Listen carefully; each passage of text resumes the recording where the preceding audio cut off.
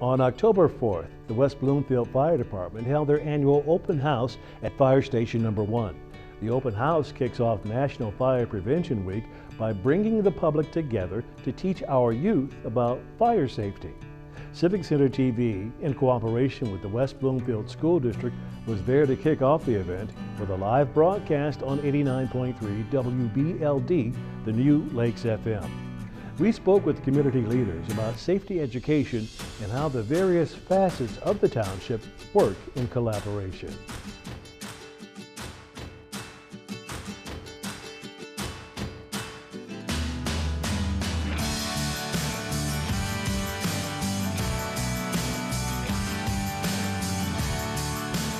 We're broadcasting live on 89.3 Lakes FM, the all-new Lakes FM.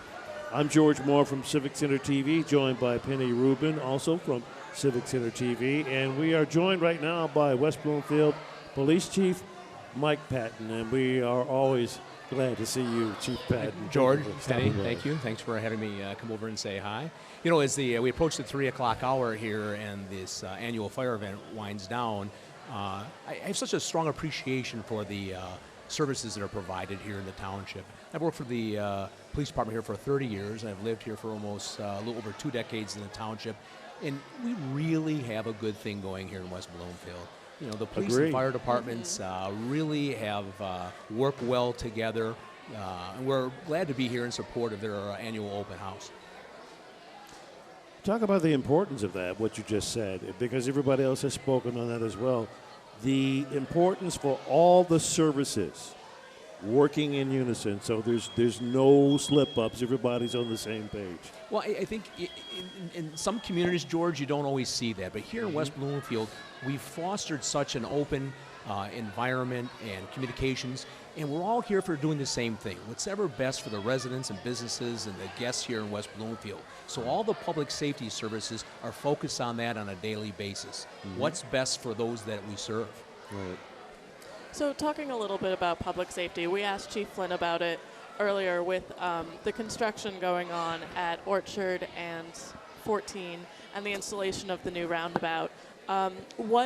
From a safety perspective, what does the roundabout do in minimizing the types of accidents that happen? You know, roundabouts are relatively new kind of creation here in Michigan. I mean, they've had great success elsewhere. And when the road commission started first approaching the township about putting them here, and of course, we've had them here for several years. There's one at Maple and Farmington, Maple and Drake, 14 in Farmington. There was a bit of a learning curve with them about people going through them, how to get through them. Now you find yourself, as you go through the township, you're actually probably going through them without thinking too much about them. You're so used to the way they work, you know, who has the right of way, and our accidents have reduced. Now, they cautioned us when they first opened up their first roundabouts that you may see a bit of a spike in traffic crashes that there could be until people get a little used to them. But then they also said you'll see a significant decrease, and that is what we've realized here in the township, that we've had a significant decrease.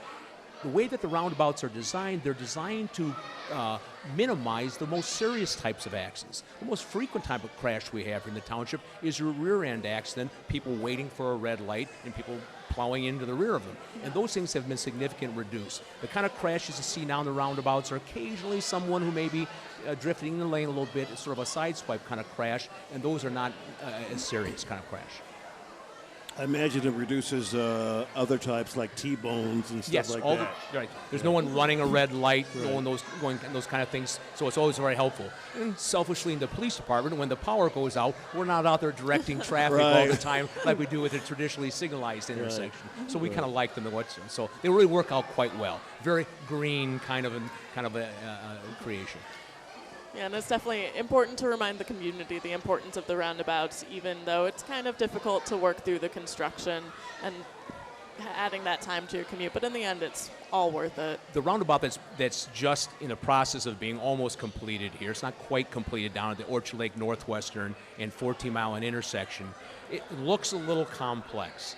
But I think once you start going through it, you realize that you want to go west on 14, you want to go south, you want to get back on the Northwestern Highway. It'll seem very seamless to you about how to navigate around the intersection. So we're looking at that to be a positive influence about how traffic will be moving through the whole Orchard Lake corridor area. And with all of the new businesses that are going to go into that town center. During any kind of road construction, there's always a little concern for the businesses that their business will be impacted. But once the roads get developed and opened up, it really brightens up the area. Everyone likes the new roads and less potholes and those kind of things. So it really helps. Which is always a good thing. Right. It really brightens up the area. It really helps bring business and visitors into the township. Chief Patton, let's get your thoughts on what this is all about as far as fire safety and prevention. What are some of the things the police department gets involved with when it comes with, do that sort of thing for residents to prevent these sort of things from happening? Well, our fire department here is a great fire department. I mean, they are recognized here in the state for providing the highest quantity and quality of fire services. And so we're very happy to be partnered with them. Look, that's very focused. I mean, you've heard some of your previous guests today talk about how we've had, very few incidents of, people getting hurt in fires. Fire prevention plays a big role into that. And that's from education, right, too. Right, it is. There's an education component to that. The right thing to do, like we talk about frequently during power outages, where if you're going to use candles or something like that, don't really recommend those kind of things because there's always propensity for something to go wrong with that, particularly if it's not constantly monitored or if there's small children around, that there are reasonable and safe alternatives to those kind of things. Talk about the importance of having smoke or carbon monoxide detectors in the home. Talk about having access, how to use a fire extinguisher. Those are all very important things to do. We're always partnering with the fire department on any kind of public initiative that they have, and we're always happy to do that because we have such a great team here. I think another component of something like that is now that we're at this time of the year where it's getting colder. People need to heat their residences and all. Sometimes they don't always take the best route. Now, in the situation, maybe turning the stove on or something like that, that can be kind of dangerous, couldn't it? It is very dangerous. I mean, there's some people, if they have utility issues or they're heating their homes in an alternative way, those present significant safety hazards and need to be concerned. Something else that also comes up probably in the fall, because you mentioned about people maybe starting to, like maybe just this weekend here, that they're starting to use their, turn on their furnaces and their heating systems. Right. Really, an annual inspection is probably a good safety thing to do on an annual basis to make sure there aren't any deficiencies or issues in your heating or cooling systems in the home. And you also have people who rely on their fireplaces, and there's a whole set of different safety issues there too. Right. Fire places and chimneys, they need to be inspected on a regular, frequent basis. A lot of fire safety issues with the home. What the fire department doesn't want to do is obviously come out and respond on an emergency basis. So that prevention and education kind of component is huge in the community. It really minimizes the need to use the emergency services. We're speaking with West Bloomfield Police Chief Mike Patton, who's given us some great information. And you guys do such a great job in working with the community and what your function is, and for the community to feel safe.